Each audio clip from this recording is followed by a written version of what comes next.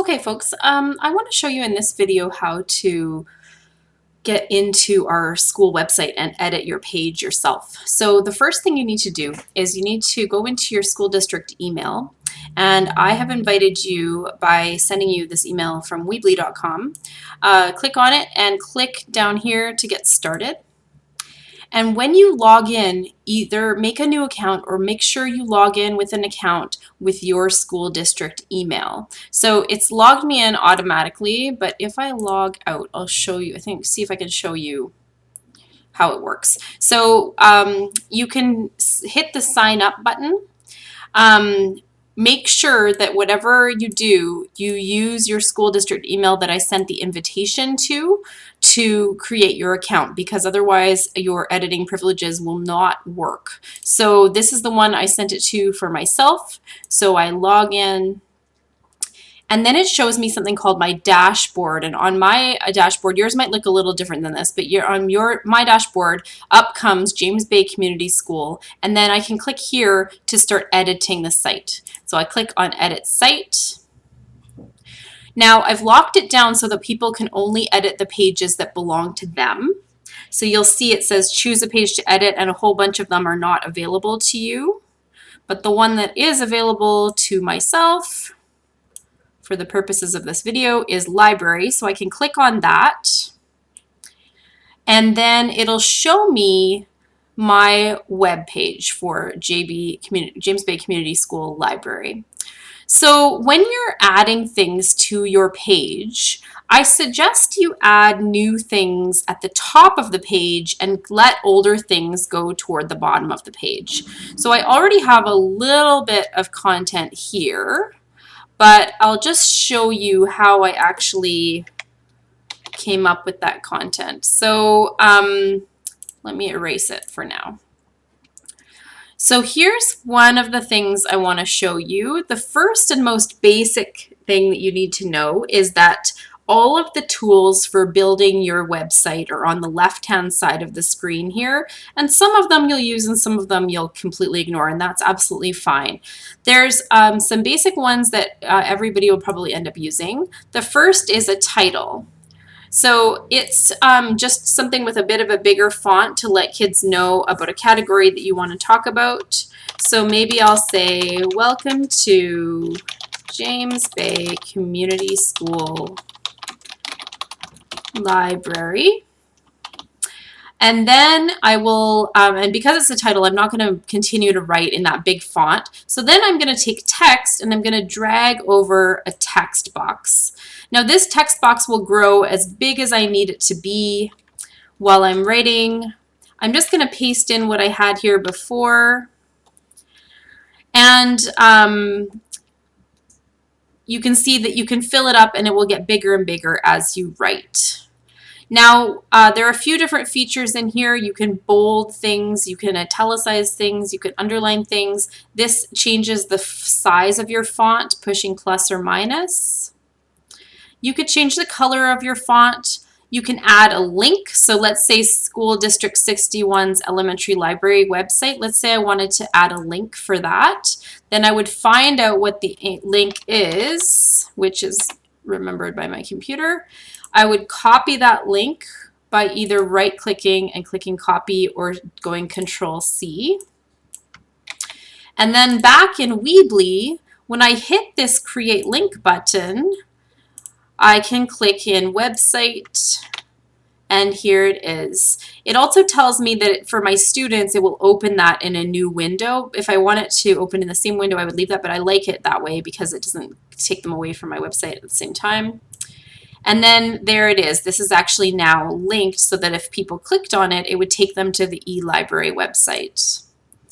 Now, the other thing I want to show you is how to put an image in.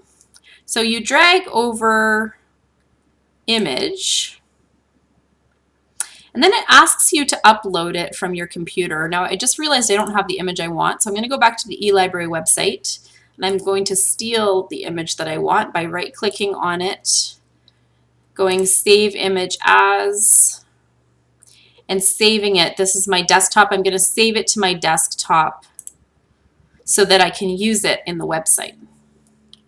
So now I can click on upload image. It says upload a photo from your computer. When I click that, it allows me to see my desktop. I'll click on the logo, click open, and then you can add a hyperlink to an image as well as to text. So in this case, when I click on it, there's an option for link, and I can again put in the website address. So now when students click on this picture, they'll be taken to that address as well as when they click on here. Now there's all kinds of bells and whistles that you can add. If you want to show, for instance, images to your students, you can add a slideshow. If you want to just have images laid out flat instead of one at a time, you can do a gallery. There's different forms that are available. So if you wanted, for instance, your students to submit something to you, they could do that using the assignment form. Some websites create things where you need an embed code. For instance, if you wanted a Google Calendar to show up in here, you could put an embed code in. These are 3 different things that just put space between what you've put in and the next item that you have down. So if you felt like things were too close together, you could put in a spacer between them, and that just creates a little bit more visual space for the students. And then this part will, I think, come in handy for many of you, which is that you can add files from your computer that you want to share with your students. So the first thing is you can add videos. So let's say I wanted to add a video here, and it's asking me to click to upload the video. So I'm going to go click on it, and then here are some of the options. It tells you that it could make the video downloadable for your students. I don't recommend that you allow them to do that. But then it also asks you what size and alignment it wants the video in. So if you want your video in the middle of the screen, you would click there. If you want it to be larger than what it originally shows, you can click on extra large or even HD, which is even bigger. And then spacing is talking about how far from the last thing that you put on your web page you want it to be, but I'm happy with the spacing the way it is, so I'm going to leave it. And then upload video, when you click on that, it will again show you your computer. So this is where if you were using Screencastify and you downloaded files to your computer, you could do them. But let's say I want to share a video that I have in my video files. I can click open, and it will take a few minutes, and it will upload it to the website. So this avoids you having to create a YouTube account to share videos, because it uploads them directly from your computer.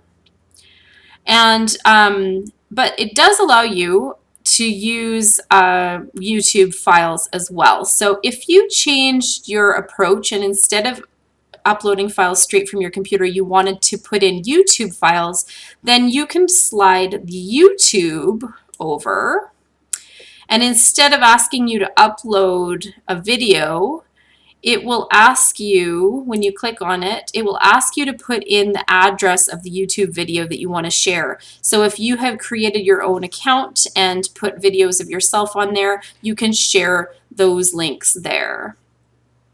Now, if you want to get rid of a feature, all you do is you hover over it, and you see the X that you got there. You would click that if you wanted to delete a feature. So I don't want this YouTube box, so I'm going to delete it by clicking that X.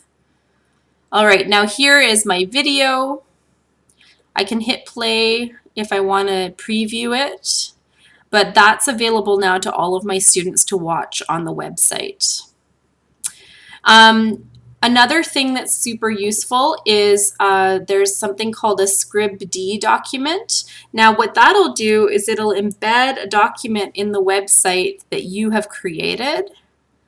So when you click on upload new file, You click in the middle and then it clicks upload file. I think I'm happy with large size, but you could go to extra large. It'll actually show more of the document to the kids there. When I click on that, upload file from your computer, let me see if I can find the document in my computer that has the right, there, where the wild things are. So I'll open that. And Scripty is just a program that takes that document and creates it into an online format that students can look at. So it's processing it, but in a moment, my Word document that I used there will appear there. There we go. So they can scroll on that document. They can also download the document to their own computer from the computer or from the website. And I think that's basically the basics of how to use this website editing program. Please let me know if you run into trouble or if you have any questions. But as I said, what I would do is if I wanted to make a post every Monday, for instance, I would just leave all my previous content where it is, and then I would drag over a new title. Maybe you want to put the date in your title. So April 11th, 2020, welcome to online learning. And then just drag in the other features that you want for that week. And then your website will just continually get longer and longer, but that's okay because your previous content will then be available in case families didn't get to it at the time that you had hoped for initially. Now, the last step that's actually super, super important is that when you're ready to share all this content, it will save automatically, by the way, as you're working. But once you want people to be able to see it by going to the website, you need to click publish. Once you click publish, it'll say that it's done. And this is the link here that you share with families to teach them how to get to the website. I hope this helped you all, and I hope it's useful for you. And please do let me know if you have any questions or need anything else in order to get started on this process.